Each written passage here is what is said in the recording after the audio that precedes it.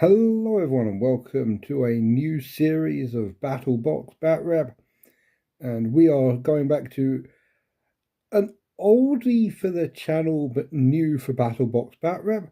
We are playing Fallout Factions, a truly great little game that I tried playing when it first came out, and it was just the Nuka World gangs.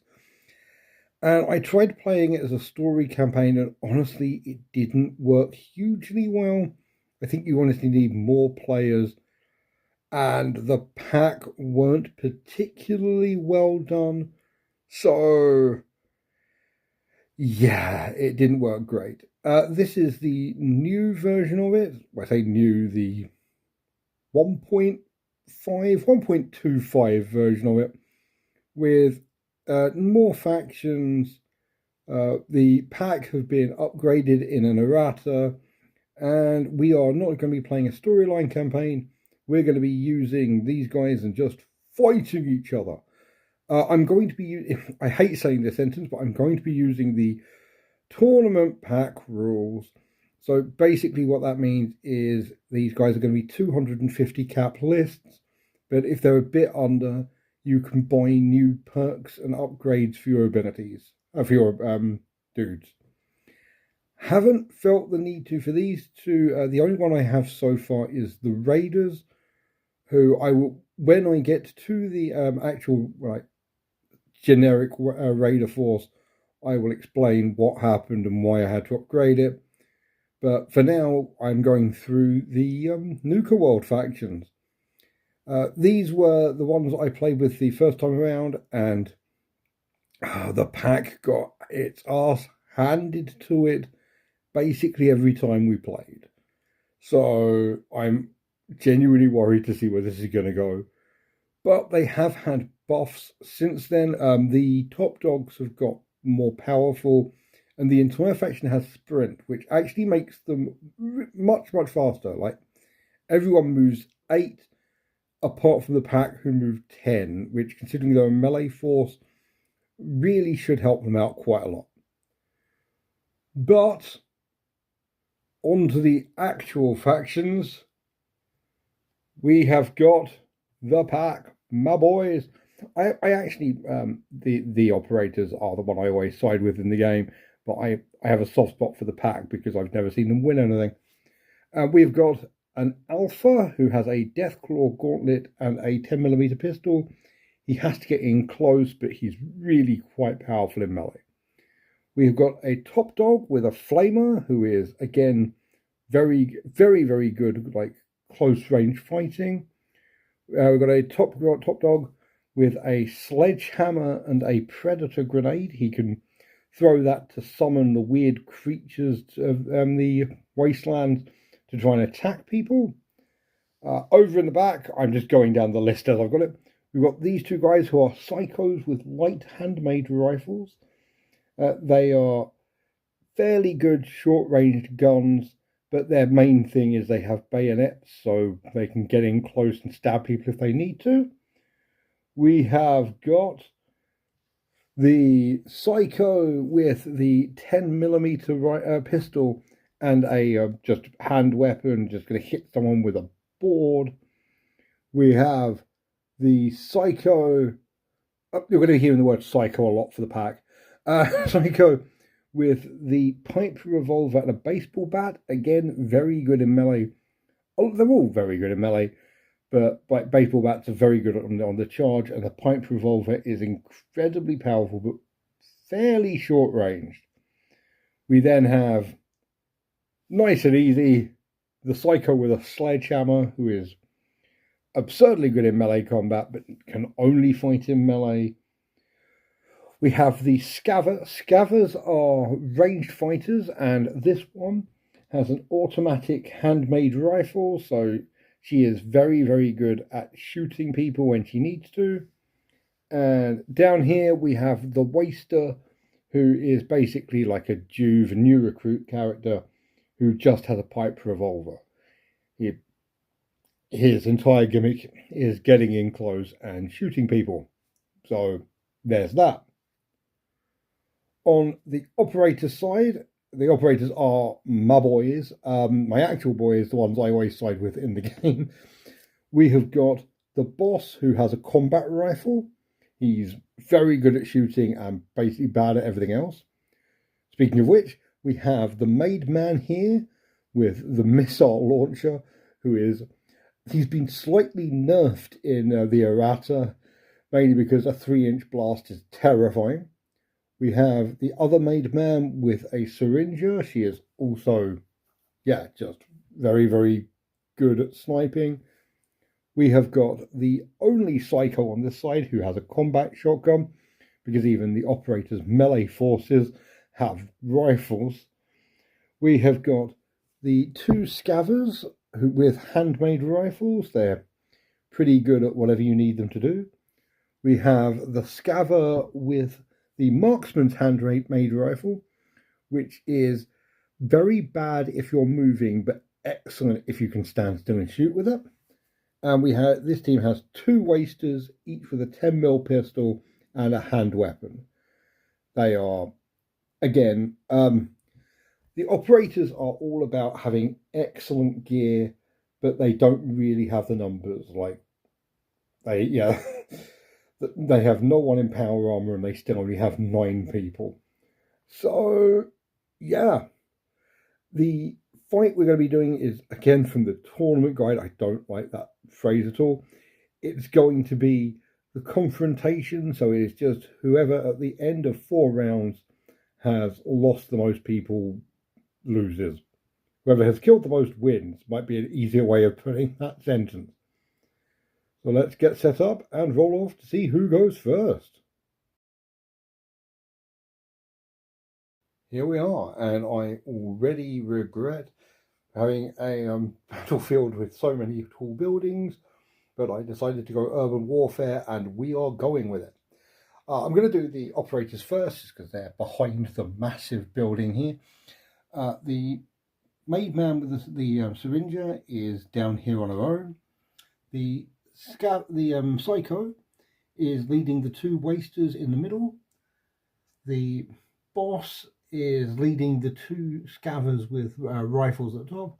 And at the back we have the missile launcher and the marksman's handmade rifle. Over here on the side you can see better. We have got the top dog with the two rifle armed psychos. I'm going to be mixing up psychos and scavers a lot. In the middle, the alpha is leading the psycho with basically the two psychos with melee weapons. And up here, the top dog has the waster, a psycho, and I've also got the scaver, but the scaver is basically going to run up on top of the coffee shop and start fighting using that. So, the real question now is, who's going first? I have the custom dice, of course. So the operators get an 8. The pack get a 10. So, the pack are going to go first. Okay, with a 10-inch movement, our scaver is going to break away from the pack already. She's got 10 inches, so she goes 7 inches up there, 3 inches up there, and she is just going to take a shot at the enemy, the enemy boss. Why not? So the gun is perception 3. So she is perception 4, and she rolls 3 dice. She has a luck of 2, so 2 of these are lucky, and she absolutely fails. Any dice under the perception would be a hit. She got 0, so that is a complete whiff. We're off to a great start with the pack. I would expect absolutely nothing less as we go into the operator's response. The boss has taken both of these scavers up to basically take the top half of the board, and he's just going to put some firepower into the boss as early as possible. So he is going to fire, and the 2 scavers are going to throw in supporting fire. That is 6 dice with 3 luck. It's a perception check. His perception is 6, so edit should be pretty good. Oh my good golly gosh. That is 4 successes, but because that's 3 luck, you get 3 extra dice on that. That is another success. That is 5. The alpha is endurance 5, so that is going to be 1 harm. He's got 2 harm. He's got 2 health. I don't got 3. What am I talking about? Got 3 health, so he's down to 2. But he also gains harm. Specifically, he gains 2 harm. 1 from being hit normally, and 1 because the combat rifle has critical maim, and we definitely scored a critical hit. That alpha is not looking happy, and he still needs to get across to try and get to anyone, which is not happy times for the poor alpha. Oh no. The top dog has run up. The sledgehammer dude is taking cover behind the coffee shop sign, and the waster is hiding in the actual coffee shop, ready to fire with his handgun. But I'm going to use a predator grenade, and he's going to throw it nice behind this wall right here. It's going to hit both the boss and the scaver hiding in those ruins. It's not a great roll, but oh, it's very, very nasty if it hits. So this is going to be 4 dice, and this is an agility roll. Top dogs are agility of 5, so doable. Honestly, the crit is the only thing you actually want on this one. Yeah, that's 2. So that is not enough to hit the endurance of either of them, but it's a main weapon as well. So because he's critted, both of these take 2 harm, which is really scary for a single shot. Using an aerial weapon seems like a great idea. Let's use the missile launcher over here to show them how it's done. It's got a 26-inch range, so he can hit there nice and easily, which will get all 3 of these guys. It's 6 dice, and it uses strength, so it's a 4 or less. This also has maim, by the way. Oh no. Okay. That's a crit. Yeah, that's a crit. So 3 successes, re-rolling 1 because of luck. Okay. So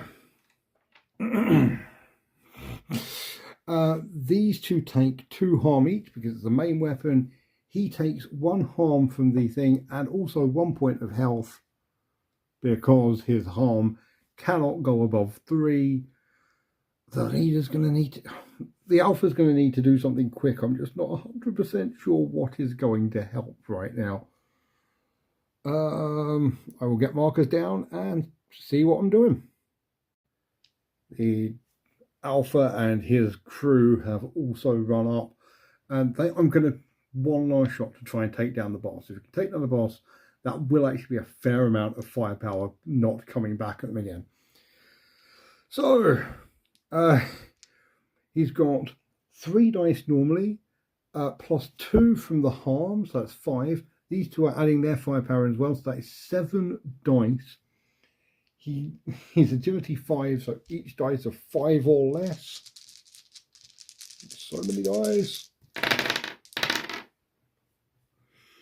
Okay, that is not enough to do anything.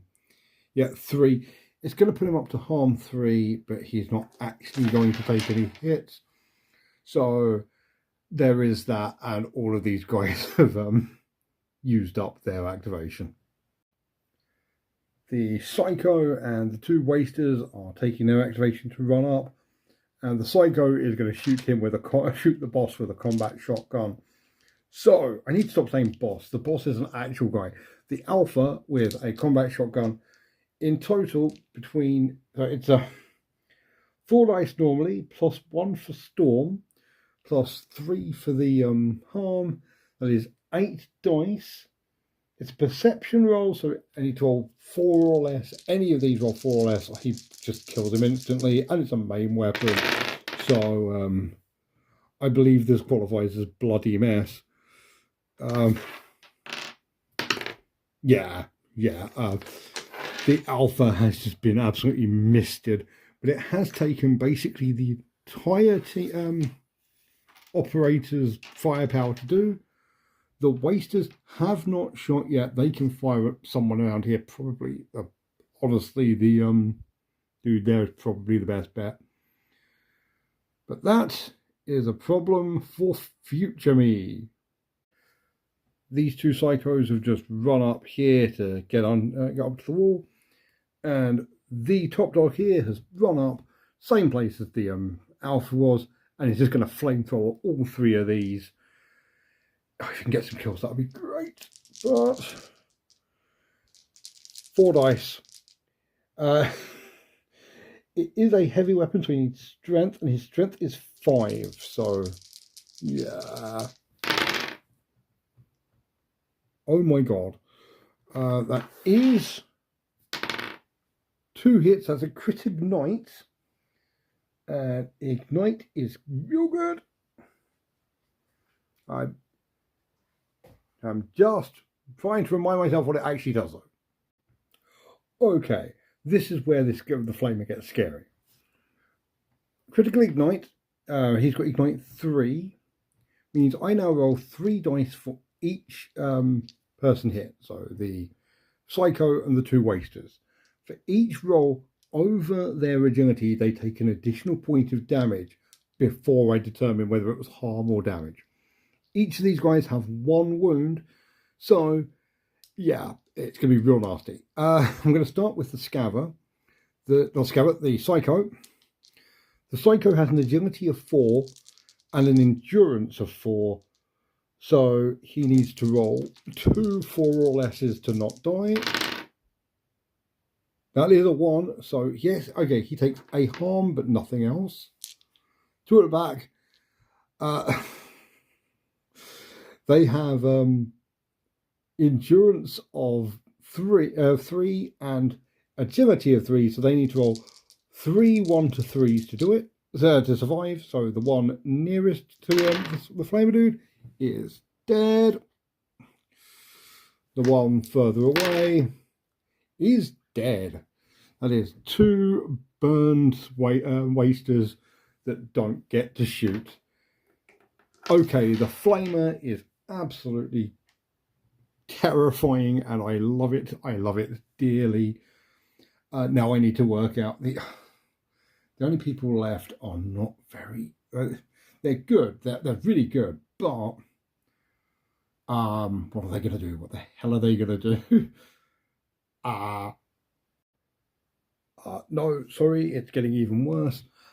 He has to take 2 confusion tests.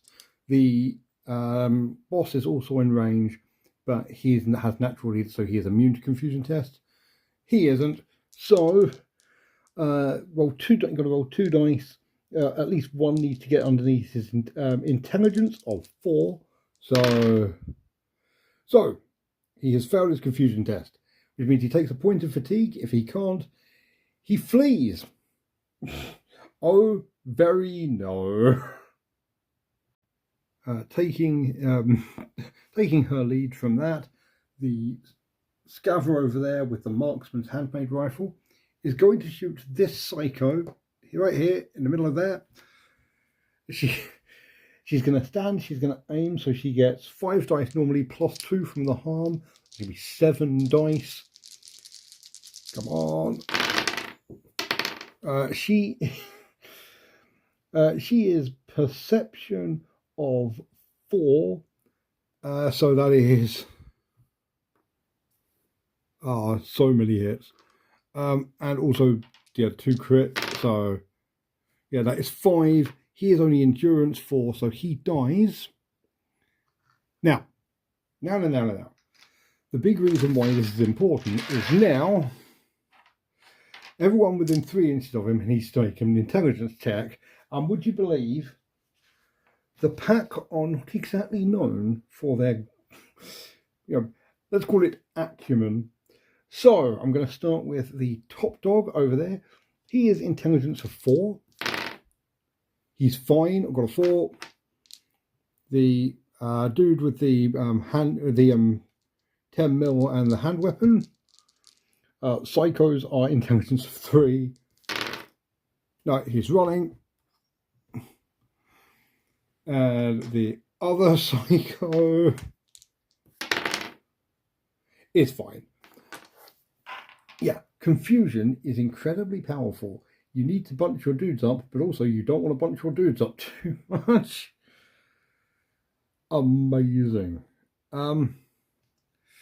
Yeah. So I think next up, I'm actually going to go with the waster over there, who is going to fire the pipe revolver into that scaver. I'm doing that because I realised while I was measuring on this side, she hasn't actually got line of sight on these two, because I was going to pop him to try and get these two to run. So yeah, that waster up there is going to fire at that scaver. And yeah, 3 dice, only 1 luck. So agility of 3.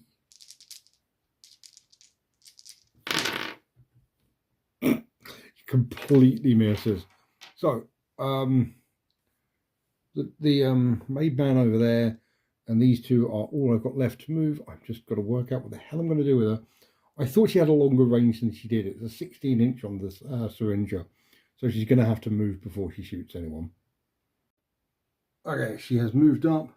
She is manning the barricade, and she is going to take a shot at that top dog there. It is a long Hail Mary pass, but if one of her lock rolls can score a hit, that will trigger the poison, which will hopefully kill him, which will hopefully make the scaver and the waster run.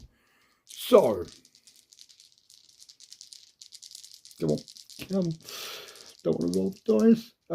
She's the perception, so she's good at it. Her perception is 6, which is in fact a crit. It doesn't really matter what this roll is.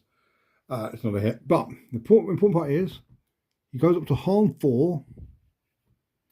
Harm 4, harm 3, whatever, that one. And then he needs to roll 3 dice. For each roll that is over his endurance of 5, he takes another harm. He can't take any more harm, so if he rolls 2 dice of 6 or more, he dies instantly. That is 2 dice of 6. He is just shot in the face. Also, that should have been another dice of divinity was in the open. But yeah, he is dead. And that means off. The scaver and the waster are both within 3 inches. Good lord. The scaver is a whole intelligence 4. So the scaver is fine. The waster is intelligence 3. That's fine. Okay, I assume they just didn't notice it was happening. Which means it's only got these 2 left. And I say they were going to go for her, but they can't now. However, they do have line of sight on the boss.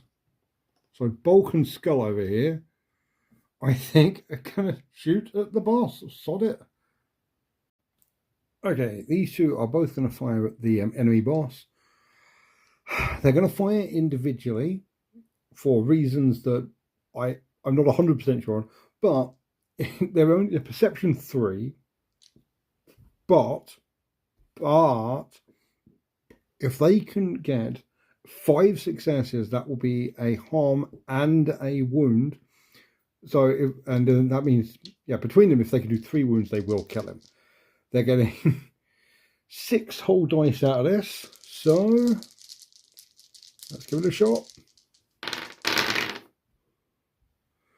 That's a hit. He can't go any further. But he's already on max harm. That is 1 wound. He's down to 2. If he can get 5 successes on 6 dice, he will kill him, which will be really, really good.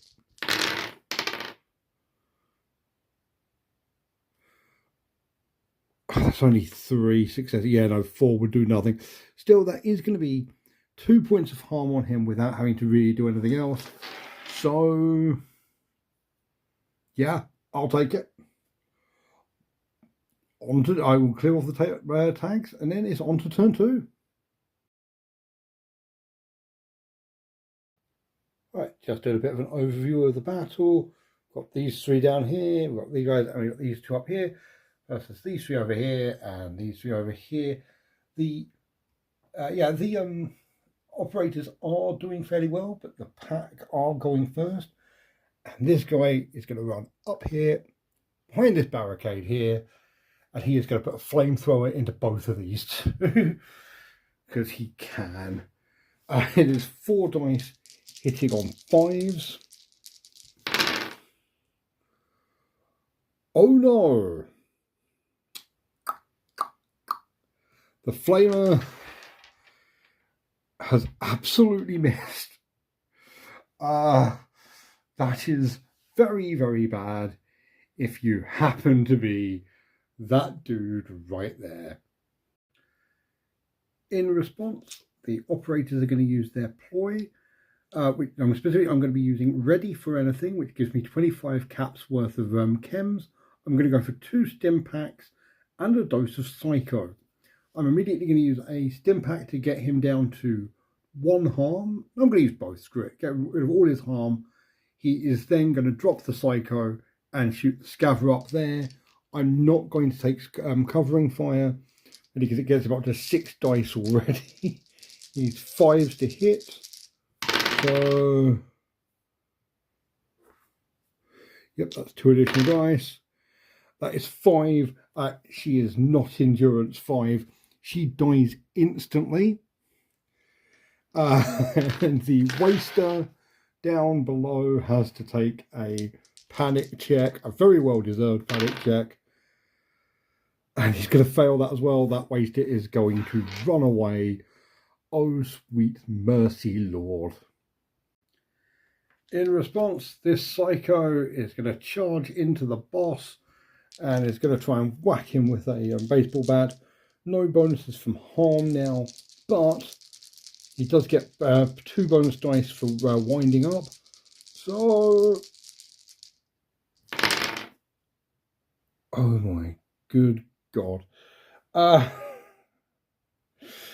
Yeah, Psycho's a strength 4, but that's still only 2 successes, even with that. Yeah, that is not enough. That's going to be 1 harm. Oh my God, that is not enough to actually kill him. On the plus side, the Psycho is basically just like stuck in combat there. And the only 2 targets left are these 2 down here. Great. Okay, in response, these 2 scavers are both moving up and they're going to shoot at this guy, cover each other. So, come on. He's perception 4.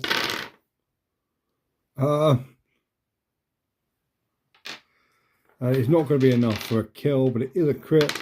So it could be 1 harm. Oof. And also, he gets they're suppressed 2, which I believe is an intelligence save. Psychos are intelligence 3. Just making sure on that one. Yeah. It's only 1 fatigue though, so he is going to be a little bit drowsy. But yes, they have now both gone, and it's up to these 2 to somehow save the goddamn day. So yeah, he's going to move up there to be in cover, and he's going to fire at the already wounded Scaver. 6 dice, needing 3s to hit. 1 is going to up the harm, but that's about it. That may be too little too late, seeing as we have so many people up there ready to murder everything. Oh, very dear. Actually, I'm not even going to bother pausing out. The woman with the syringe is just going to fire at the dude with the thing, the dude with the flamer. So she gets to aim this time. So she's rolling 4 dice base. That's actually all she needs. He's in cover as well. So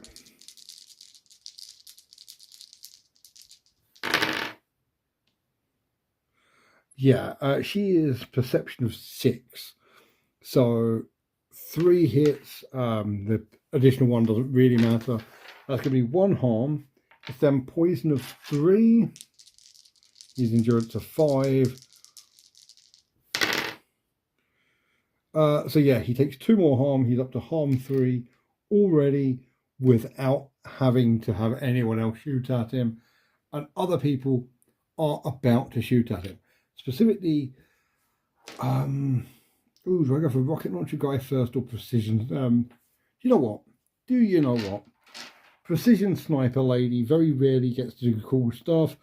So yes, she gets 2 normally. She gets to aim, and he's on harm 3. So that is how many dice? This is ridiculous.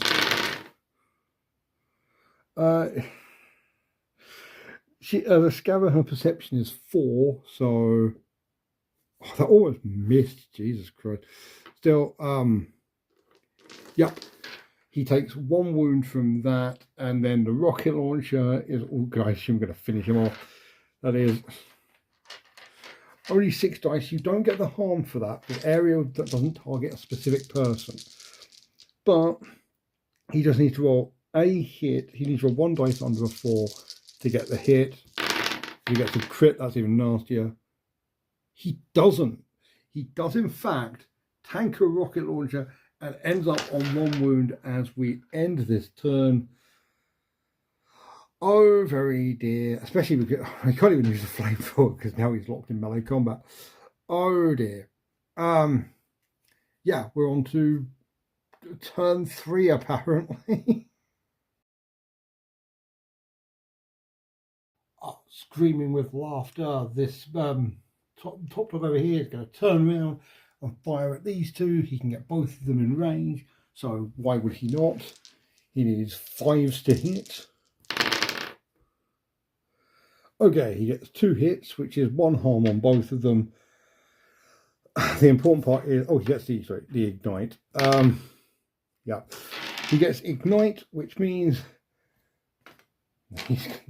this lot need to make rolls. Yeah, specifically,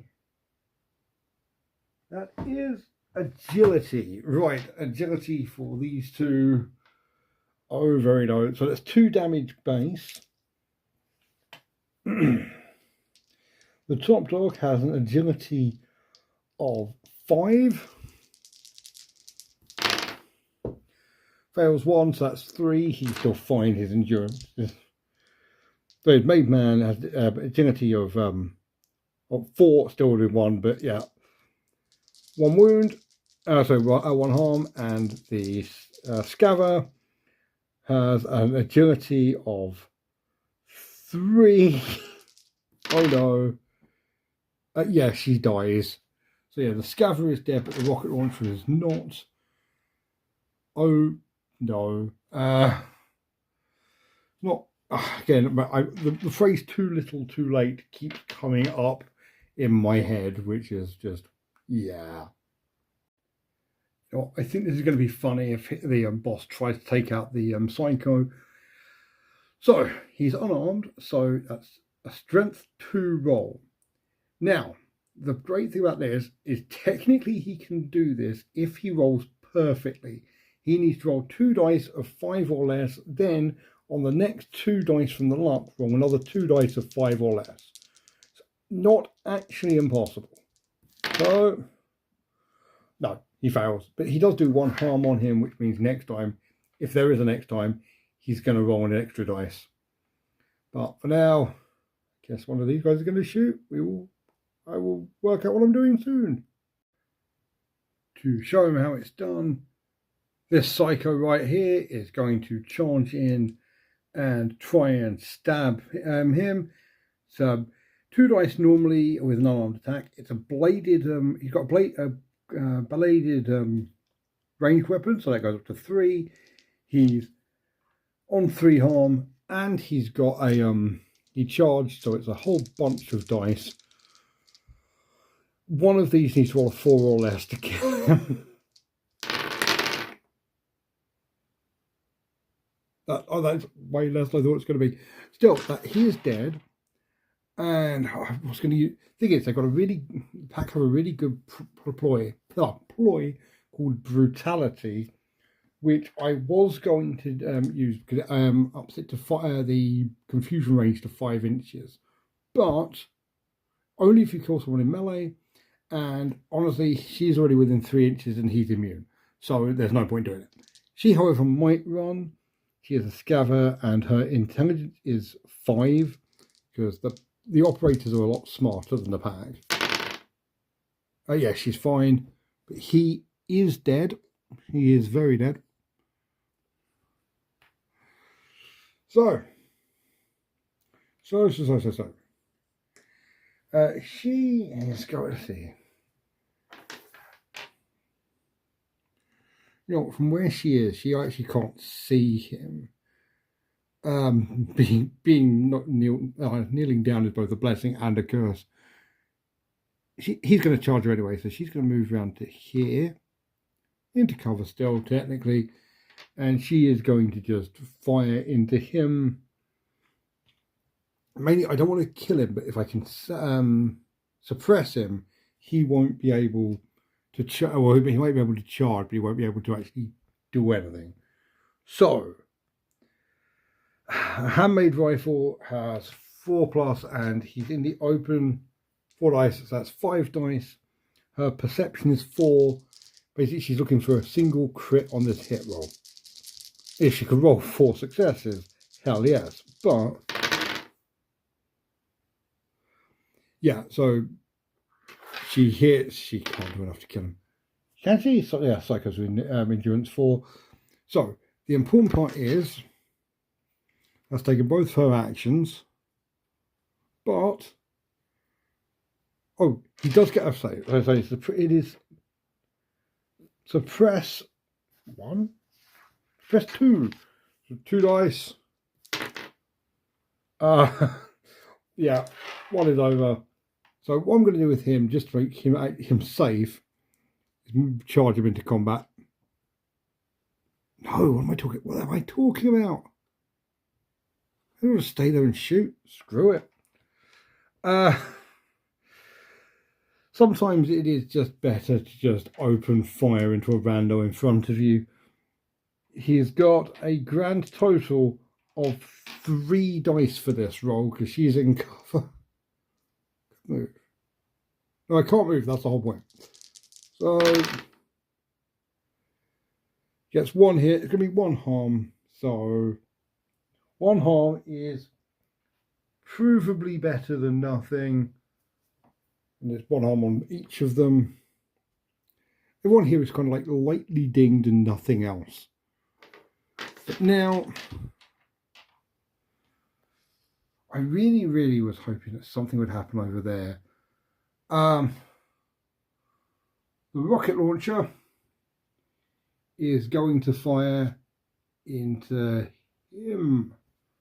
The last of the big badasses. I need to roll 1 hit with strength of 4 to get the kill. Yep, he is dead. So that's at least something. I'll remove him, and I think the only person left to really activate is him now. So yeah, there is that. Right, baseball bat into the boss. This actually is important because he's only used 1 action, so he can use his next action to disengage and then shoot him in the back with a syringer. So 1 hit, that's 1 harm on the boss. That is not great if you're that psycho standing in the open right there.